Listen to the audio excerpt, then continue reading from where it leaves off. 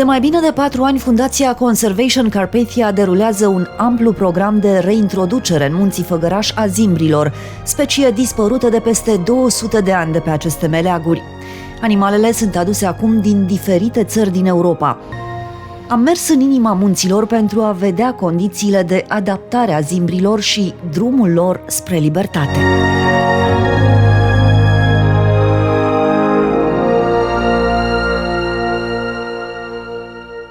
Drumul zimbrilor în Munții Făgăraș începe într-unul dintre cele 3 țarcuri de carantină și aclimatizare amplasate pe terenurile aflate în proprietatea Fundației Conservation Carpathia.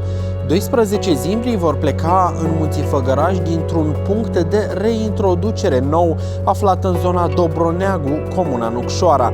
Cele 12 exemplare provin din rezervații și centre de reproducere din Suedia, Germania și Slovacia.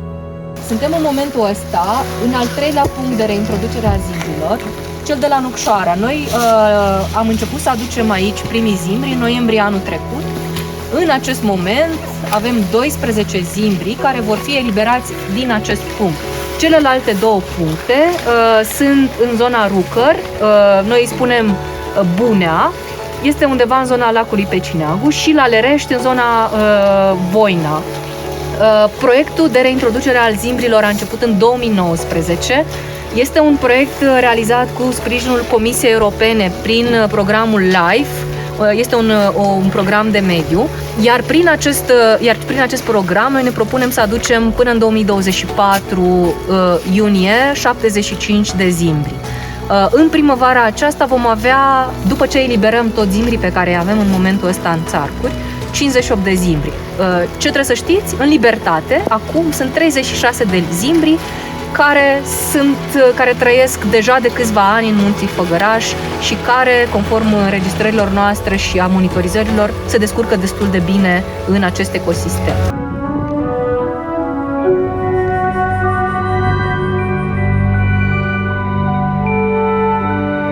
Am început construirea țarcului în primăvara anului trecut.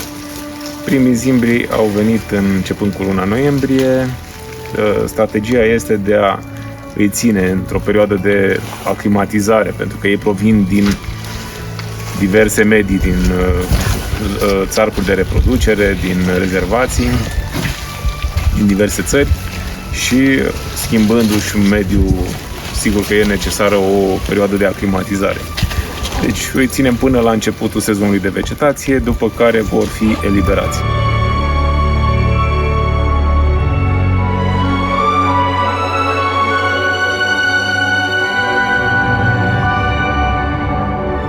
Zimbru este o specie care, la un moment dat, din cauza acțiunilor omului, a cunoscut un declin și a fost pe cale de dispariție. La un moment dat, după primul război mondial, ajunseseră să mai fie 12 exemplare, în care practic s-a refăcut întreaga populație pe care o avem astăzi, undeva la peste 7.000 de exemplare în toată Europa.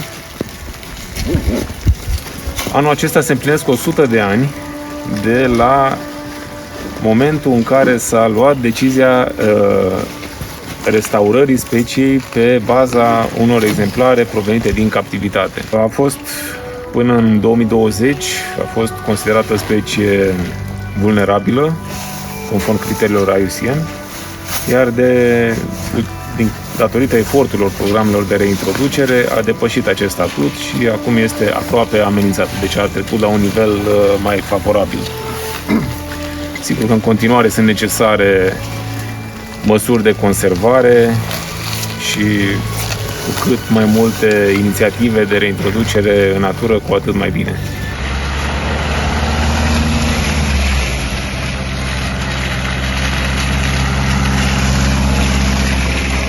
Din drumul național 73C, la doar 17 km de Curtea de Argeș, începe expediția noastră către cel de-al 3-lea punct de reintroducere a zimbrilor în Munții Făgăraș.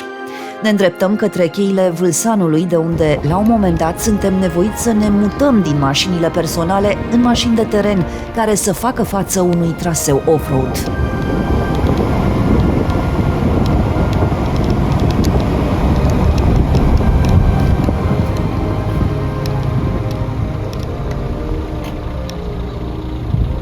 După un drum anevoios pe care l-am parcurs cu mașini de teren, acum mergem pe jos până la țarcul Zimbrilor. Plouă, vremea este destul de nefavorabilă, este foarte mult noroi pe jos, dar mergem să vedem zimbrii care vor fi eliberați într-un spațiu mult mai mare. Vorbim de o zonă de peste 100 de hectare.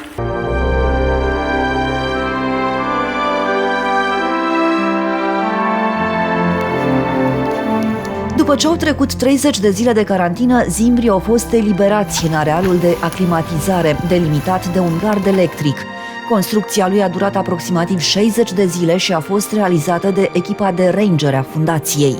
Este o împrejmuire formată din gard electric, alcătuit din 4 fire, dispuse în așa fel încât fauna autohtonă să poată să intre sau să iasă în țarc, iar zimbrii, bineînțeles, să rămână în interior până la momentul eliberării. Este conectat la un țarc de carantină. În prima fază, zimbrii stau acolo o lună de zile pentru asigurarea acestei perioade de carantină, care este obligatorie conform normelor sanitare veterinare. Iar ulterior sunt eliberați în țarcul de aclimatizare și aici stau până în momentul eliberării. Ca idee, eliberarea se face cam în luna mai. Atunci vegetația începe să se dezvolte. În perioada în care zimbrii sunt în carantină și aclimatizare, rangerii fundației le verifică zilnic starea de sănătate, le oferă hrană și înregistrează într-o aplicație special creată diversi parametri care permit monitorizarea și observarea evoluției fiecărui exemplar. Masculii de regulă se despart de grupurile de femele și tineret și sau formează grupuri de burlaci sau devin solitari. Și se apropie de grupuri în perioada de împerechiere, care este în august-septembrie. Deci avem colare GPS, primim semnale la 16 ore, un semnal care conține, ne arată punctele din 4 în 4 ore, iar în teren, cu această antenă și cu un receiver, îi localizăm astfel încât să ne putem apropia dacă vrem să-i observăm. Pentru a vedea și care este impactul, dar și preferințele lor de hrană, în țarcul de aclimatizare am izolat niște suprafețe de teren, cam de 1 hectar fiecare, în care ei nu pot intra și se fac analize comparative între speciile de vegetale care cresc în interiorul acestor zone izolate și cele din interiorul țarcului unde zimbrii au acces, astfel încât se vede ce preferă să consume și în ce proporție.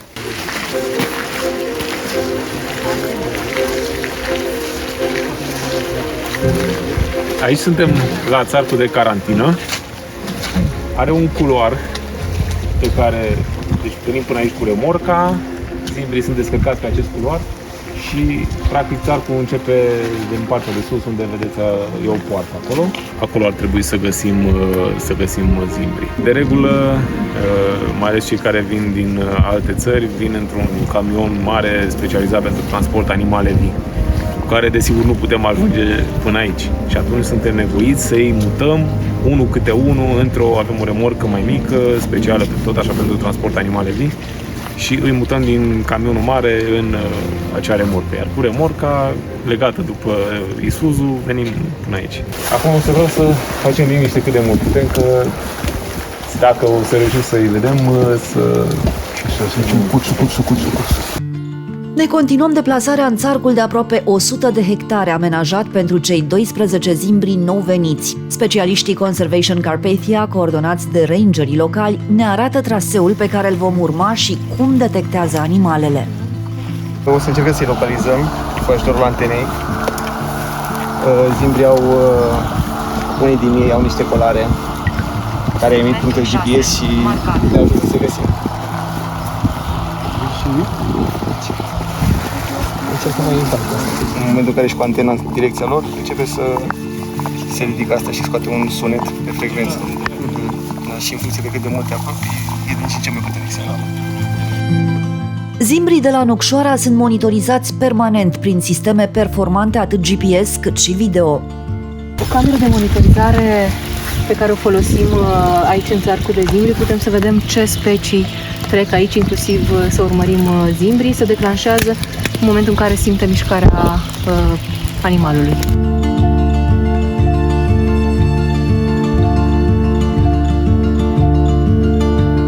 Ocazional, colegii noștri o verifică, schimbă bateriile, preiau cardurile și descarcă informațiile.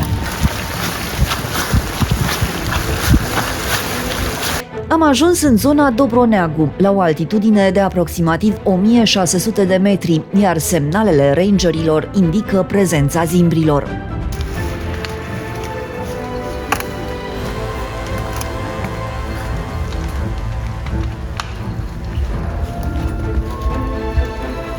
Aici erau cam 10 exemplare, majoritatea femele. Zile în care îi căutăm, îi auzim, îi simțim și nu vezi nimic. Și sunt aici, adică îi auzi pe lângă tine. Ne aflăm în țarcul de aclimatizare al zimbrilor. Am reușit, după aproximativ o oră de mers pe jos, am reușit să vedem o turmă de aproximativ 10 zimbri. Cam așa arată zona în care ei se plimbă și continuăm să căutăm și alți zimbri în drumul nostru. Nimeni altcineva nu cunoaște zona mai bine decât rangerii locali care ne-au ghidat în turul nostru. Sunt oameni ai muntelui care ajută Fundația Conservation Carpathia în cadrul proiectului de reintroducere a zimbrilor în Munții Făgăraș. Fundația are un rol foarte important pentru comunitățile locale, pentru că în toate proiectele pe care noi le desfășurăm, lucrăm cu oamenii de aici. Rangerii, pădurarii, cei care sunt în baza pădurii sunt oameni din comunitățile locale. Suntem unul dintre angajatorii care oferă oportunități de dezvoltare aici acasă. Radu Cornel Florentin are 38 de ani și este unul dintre rangeri. A lucrat 6 ani în străinătate, dar s-a întors în țară, s-a școlarizat, iar de 3 ani este coordonatorul zonal de la Dobroneagu. Pentru mine, Fundația Conservation Carpathia și reintroducerea de zimbri a reprezentat o reîntoarcere în țară, practic, și o schimbare de viață. Am auzit despre proiectul respectiv, am aplicat pentru jobul respectiv și am reușit să intru, m-am calificat pentru așa ceva și acum sunt coordonatorul de zonă. A durat aproximativ 2 luni construcția țarcului cu fânarul existent, cu tot ce avem făcut aici. Destul de greu, am prins și zile ploioase, am prins și zile însorite când abia mai puteai respira, dar una peste alta le-am făcut cu drag și sunt foarte, foarte mulțumit de ceea ce a ieșit. Când eram mic, am și o poveste. Eu n-am visat niciodată că o să ajung să lucrez la zimbri, dar aveam în imaginația mea un cal de taur. Deci era extraordinar, râdeam cu bunica zi și noapte pe tema asta. Programul de populare cu zimbrii din Munții Făgăraș se realizează în cadrul proiectului Crearea unei zone de natură sălbatică în sudul munților Carpați, România, finanțat de Comisia Europeană în perioada 2019-2024. Pe lângă rolul ecologic al zimbrului, care este unul semnificativ fiind considerat cel mai mare animal terestru, putem vorbi și de obligație morală care ne revine, având în vedere numeroasele greșeli pe care omenirea le-a făcut în trecut. Faptul că avem șansa să reintroducem o specie care a fost la un moment dat pe cale de dispariție este un lucru deosebit de important. Considerat drept cel mai mare mamifer de uscat din Europa, zimbrul este un animal erbivor cu dieta foarte variată, ocupându-și până la 80% din zi pentru a se hrăni. Astfel, zimbrii au un rol important în conservarea biodiversității, susținând un echilibru între ecosistemele forestiere și pajiști, poienile și pădurile fiind menținute prin pășunatul acestora.